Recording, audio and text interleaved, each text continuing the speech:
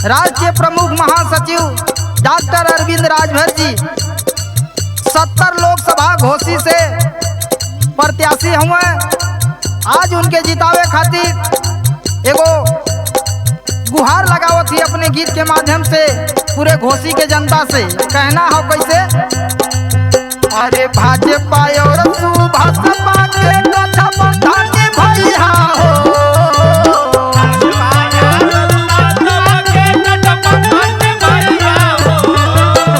भाजपा और सुभाषपा के गठबंधन भैया हो।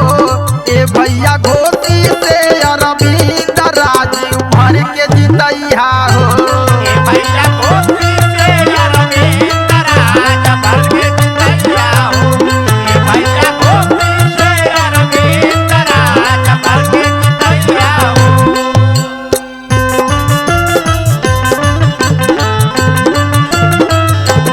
जय सुहेलदेव, क्या बात है।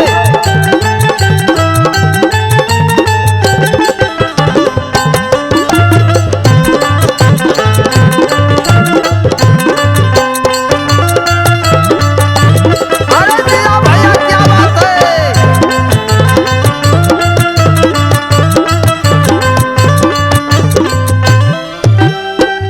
ए भैया, अरविंद राजभर एक पढ़ा लिखा प्रत्याशी हुए और माननीय श्री कल्पनाथ राय जी के बाद अगर मऊ जिला का अगर कोई विकास की बात करता है तो डॉक्टर अरविंद राजभर जी हैं। युवा दिलों के धड़कन है, यही से कहना हम कैसे, घोषी से जीत के भैया दिल्ली में जाई है। घोषी से जीत के भैया दिल्ली में जाइया। हमनी के आवाज भैया संसद में उठाई है। हमन के आवाज भैया संसद में उठाइया। घोषी से जीत के जब दिल्ली में जाई है, हमनी के आवाज भैया संसद में उठाई है। अरे छड़ी वाला बटन सभे मिलके दबैया हो। छड़ी वाला बटन सब मिलके दबैया हो। छड़ी वाला बटन सभे मिलके दबैया हो। ए भैया घोषी से अरविंद राजू भर के जितैया हो। भैया घोषी से अरविंद राज भर के जितैया हो। भैया घोषी से अरविंद राज भर के जितैया हो।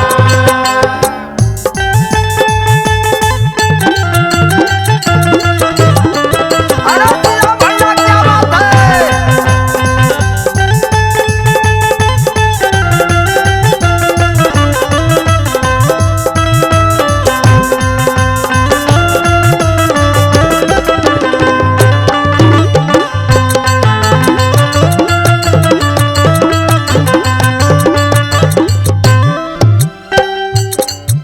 ए भैया, आप लोग से बता देते हैं कि आजादी के बाद मऊ जिला में अगर कोनो प्रत्याशी मिलल हो तो युवा प्रत्याशी डॉक्टर अरविंद राजभर हमन के मिलल हुए, तो ई मौका गंवावे के ना बा। कहना है कैसे, युवा प्रत्याशी हुए करी है विकास हो। युवा प्रत्याशी रहुआ करिया विकास हो।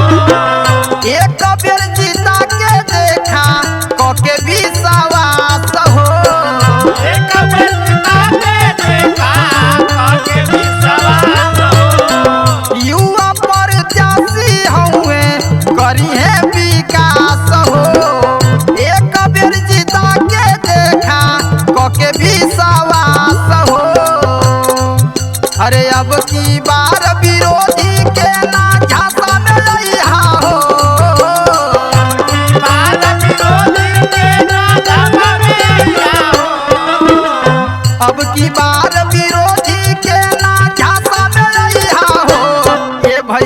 घोसी से अरविंद राजू भर के जितैया हो। ये भैया गोदी में अरविंद राज भर के जितैया हो। ये भैया गोदी में अरविंद राज भर के जितैया हो। जाओ जाओ जाओ सुहाते।